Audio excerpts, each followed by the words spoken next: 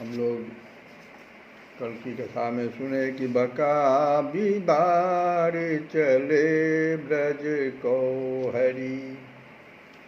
बकासुर का भगवान ने उद्धार कर दिया। अब गृह तोरण के समीप अपने हाथों में नीलमणि एवं बलराम के करपल्लव धारण किए ब्रजेश्वरी खड़ी है तथा आभीर शिशु उन्हें वन में घटित आज की घटना सुना रहे हैं। क्या सुना रहे? सुनोरी मैया, इससे परे सुंदर कौतुक और कोई हो ही नहीं सकता। मातः परम कौतुकम कौ। क्या तुमको बताएं, यह पृथ्वी पर भला किसे विस्मित नहीं करेगा, ऐसा कौतुक हुआ है। आज हमारे सखा कन्हैया ने शत्रु पर ऐसे आक्रमण किया कि क्या बताऊं। उस आक्रमण को देखकर ही हम लोगों ने जाना कि सचमुच कन्हैया भैया की भुजाओं में कितना बल है। ब्रजेश्वरी के नेत्रों में, मुख पर एक साथ भय भी, उत्कंठा, अनिष्ट आशंका की छाया झलमल कर उठती है। क्षण भर पूर्व वन से लौटे हुए नील सुंदर की शोभा निहारने में ही मैया के प्राण तन्मय हो रहे थे, किंतु इस गोप शिशुओं के इन शब्दों ने वह एकाग्रता हर ली। प्राणों में स्पंदन आरंभ हो गया। पता नहीं क्या घटना हुई है। जननी पूरे मनोयोग से शिशुओं की बात सुनने लगती है। वे सब भी कहते ही जा रहे हैं, देख मैया, तुम्हें बताऊं, वह जो आया था अपने गर्भोल्लास में फूल रहा था, पर्वत जैसा बगुला बना हुआ था, हम सबको निगल जाने के लिए उद्यत होकर आया था। मृत्यु उसके सिर पर नाच रही थी, इसीलिए आनंद शांति का लेस भी उस पक्षी में नहीं था। मैया क्या कहें, उसके अत्यंत तीक्ष्ण चोंच थे। उस चोंच के कारण वह जलती हुई आग के समान बना हुआ था और टेढ़े टेढ़े चलकर वह आ रहा था। किंतु मैया, तुम बहुत पुण्यवती हो। तेरे इस कुसुम सुकुमार नीलमणि ने अपने इन्हीं हस्त कमलों से उस बकासुर को देखते ही देखते अनायास, जैसे कोई बीरन नामक तृण को बीच से चीरकर फेंक दे, वैसे ही चीरकर फेंक दिया। तो बालकों की बात सुनकर ब्रजरानी के मुख की उत्फुल्लता जाती रहती है। निराशा भरी आंखों से वे पुरंधरियों की ओर देखते हुए कहने लगती है, आह, जिस कारण से महावन का निवास छोड़कर आई, वह यहाँ भी पीछे लगा ही रहा। यहाँ भी वह असुरों का भयंकर उत्पात होने ही लगा। यह मेरा नीलमणि अतिशय चंचल है, अत्यंत साहसी है। भय तो इसे छू नहीं गया है, किसी से तनिक भी नहीं डरता, जहाँ चाहे चला जाता है, जिस किसी वस्तु को पकड़ लेता है। हाय, कहाँ जाऊँ, क्या करूँ, पता नहीं। दुर्दैव की क्या इच्छा है, ये माँ के मुँह से निकल गया सुनते ही। यह कहते कहते अत्यंत दुख भार से ब्रजेश्वरी के नेत्र निमिलित हो जाते हैं। किसी अचिंत्य प्रेरणा बस गोप शिशुओं के मुख से यह बात सहसा स्पष्ट नहीं निकली कि वक श्री कृष्णचंद्र को निगल चुका था। ये बात तो बोला ही नहीं लड़का से। अन्यथा ब्रजेश्वरी के अंतःस्थल पर इस घटना की क्या कैसी प्रतिक्रिया होती, यह कहना कठिन है। जो हो, विद्युत की भांति यह समाचार समस्त ब्रजपुर में फैल जाता है। अपने जीवन सर्वस्व श्री कृष्णचंद्र को अतिशय निकट से जाकर देख लेने के लिए प्रत्येक गोप गोपी के प्राण चंचल हो उठते हैं। नंद भवन में ही ब्रजमंडल एकत्र हो जाता है। बालक बार बार उस घटना का विवरण सबको सुना रहे हैं। सुन सुनकर सभी आश्चर्य विस्फारित नेत्रों से श्री कृष्णचंद्र की ओर ही देखने लगते हैं। ब्रजेश्वर एवं उपनंद आदि प्रमुख गोपों ने आदि से अंत तक कैसे क्या क्या हुआ सब सुना। फिर तो सबकी अंजलि बंध जाती है। सभी अपने इष्टदेव श्री नारायण के चरणों में श्री कृष्णचंद्र की इस अप्रत्याशित रक्षा के लिए लुट पड़ते हैं। आज हमको श्री नारायण ने बचा लिया। श्री कृष्णचंद्र के सुकोमल अंगों की ओर दृष्टि जाने पर उन्हें विस्मय होता है। ओह, इस नन्हे से नीलमणि ने ऐसे दुर्दांत दैत्य को अनायास चीर डाला। और जब वे बक के द्वारा श्री कृष्णचंद्र को निगल लिए जाने की बात स्मरण करते हैं तो उन्हें लगता है, आह, नीलमणि तो आज हम लोगों को छोड़कर मानो दूसरे लोक में चला ही गया था। श्री नारायण देव की कृपा से ही लौट कर आ गया है, मृत्यु की छाया छू कर आया है।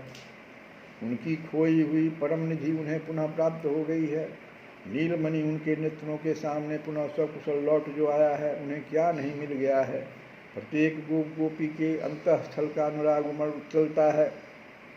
सभी अतृप्त नयनों से श्री कृष्णचंद्र की ओर देखते ही रह जाते हैं। श्रुत्वा तत विस्मिता गोपा गोप्यश्चाति प्रियादृताः प्रत्यागतमिवौ सुख्यादक्षन्ततिसितेक्षणाः। जब भाव प्रवाह किंचित शिथिल होता है तब गोप समाज में, गोप मंडली में यह चर्चा आरंभ होती है। क्या क्या चर्चा होती है? ओह, कितने आश्चर्य की बात है। अब तक इस बालक के लिए मृत्यु के कारण तो बहुत से उपस्थित हुए, पर हुआ यह कि जो इसका अनिष्ट करने आए उन्हीं का अनिष्ट हो गया। अहो बतास्य बालस्य वहो मृत्यो भवन अप्यासेत विप्रियं तेषां कृतं पूर्वं यतो भयम्। ऐसा इसलिए हुआ, उन सब के सब ने यहाँ आने से पूर्व बहुत से प्राणियों का अनिष्ट साधन करके अपने लिए ही पुष्कल मात्र में अनिष्ट का ही संचय कर लिया था। उनके पाप का घड़ा भर जो चुका था। देखो तो सही, वे भयंकर मूर्ति राक्षस आते तो हैं, पर इस कुसुम से भी सुकुमार नील सुंदर का बाल बांका तक नहीं कर पाते। सब के सब इसका प्राण हरण करने की इच्छा से ही आते हैं, पर जहाँ इसके पास आए कि प्रज्वलित अग्नि में गिरे पतंग की भांति स्वयं नष्ट हो जाते हैं। ओह, वेदार्थ तत्वज्ञों के मुख से निश्चित वाक्य सचमुच कभी मिथ्या नहीं होते। भगवान गर्ग ने जो कुछ कहा था उसे ठीक ही घटित होते हम लोग देख जो रहे हैं। अहो ब्रह्म विदाम वाचो न सत्याः सन्ति कहे चित गर्गो यदा भगवान वभावि तथैव तत्। गर्ग ने जो कुछ कहा था उसे ठीक ही घटित होते हम लोग देख जो रहे हैं। किंतु ब्रजेश्वरी का ध्यान इस चर्चा की ओर बिल्कुल नहीं है। उधर ये तो गोप में, गोपों के बीच उपनंद और ब्रजेश्वर के बीच ये सारी वार्ता हो रही है। ब्रजेश्वरी का ध्यान तो इधर है ही नहीं। वे अपने नित्य कर्म में व्यस्त हैं। कुछ क्षण तक तो मैया इस घटना से अतिशय व्यथित होकर आंख बंद किए न जाने क्या क्या सोचती रही, पर सहसा वन से लौटे पुत्र का क्लांत मुख उनके स्मृति पथ में आया और वे प्रतिदिन की भांति नीलमणि के संलालन में लग गई। अतिशय लाल से गोप शिशुओं को अपने अपने घर भेज दिया। फिर अभ्यंजन, उद्वर्तन आदि से नीलमणि की अग्रज की श्रांति मिटाकर उन्हें ब्यारू कराई। यह हो जाने के अनंतर वात्सल्य की सहस्त्र सहस्त्र धारा से नील सुंदर को अभिषिक्त करती हुई मैया उनसे कहने लगती है। कहती है, तात क्या कहती है मैया, तो सुनो। मेरे लाल, अब तू घर पर ही रह, अब फिर कभी वन में मत जाना।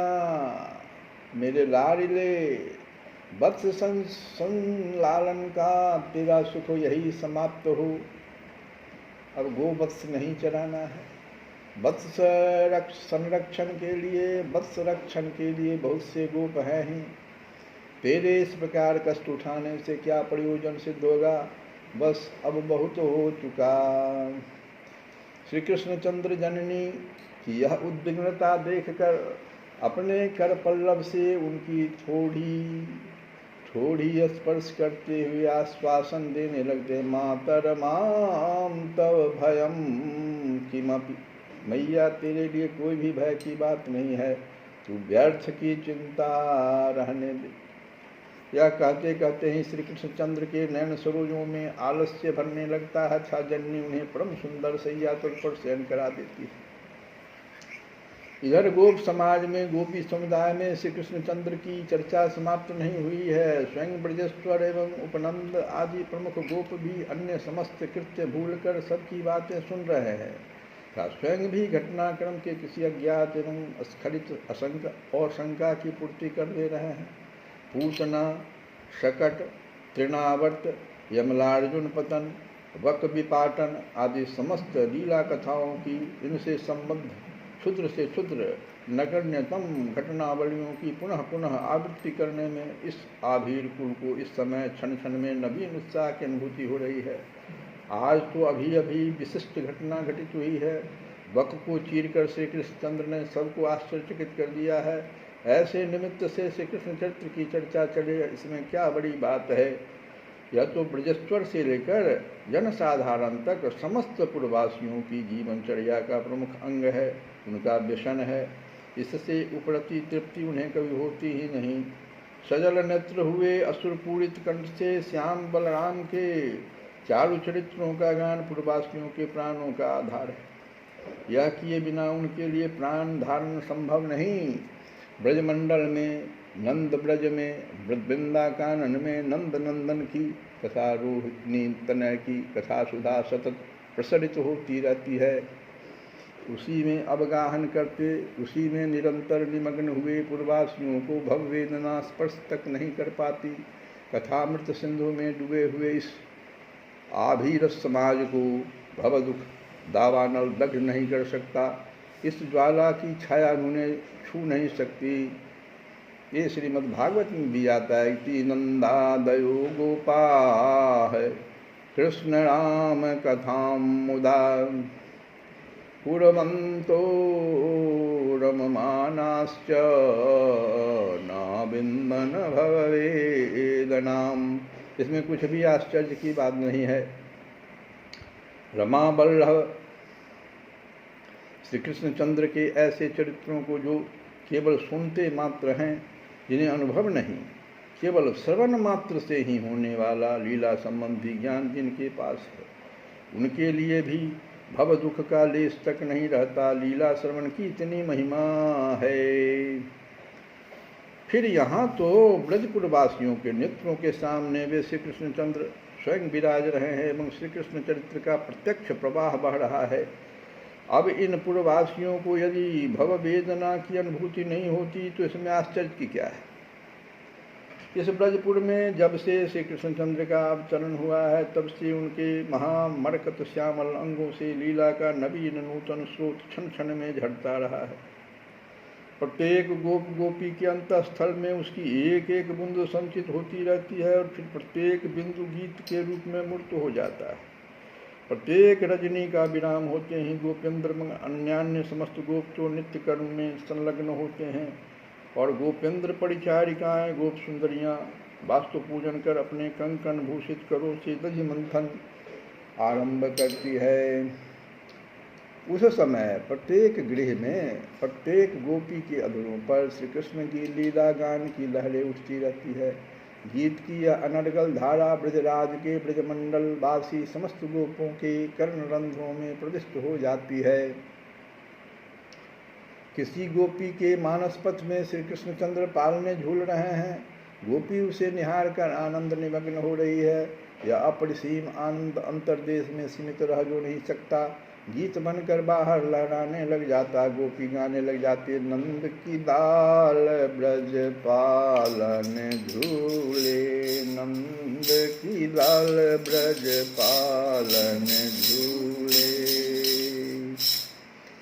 हो नंद को लाल ब्रज पालन झूले, नंद को लाल ब्रज पालन झूले। कुटिल अलकावली तिलक गोरोचना, चरण अंगुष्ठ मुख किलके फूले, चरण अंगुष्ठ मुख किलके फूले, नंद नंद को लाल ब्रज पालन झूले। नैन अंजन रेख भेख अभिराम सूति, नैन अंजन रेख भेख अभिराम सूति, कंठ के हरि नख किंकनि कटि मूले। नंदासनि नाथ नंद नंदन कुंवर, निरखि नागरी बिरग भूले। नंद को लाल ब्रज पालन झूले, नंद को लालन पालन झूले। कहीं किसी दूसरी गोपी के मानस तल में नंद नंदन के जन्म महोत्सव का राग रंग भर रहा है। उत्सव का साक्षात्कार कर वह फूली नहीं समा रही है। उसके प्राणों की उमंग शब्दों का आकार धारण कर बाहर प्रसारित होने लगती है। तो हम लोग कथा को यही विराम देते हैं। श्री कृष्ण गोविंद हरे मुरारे।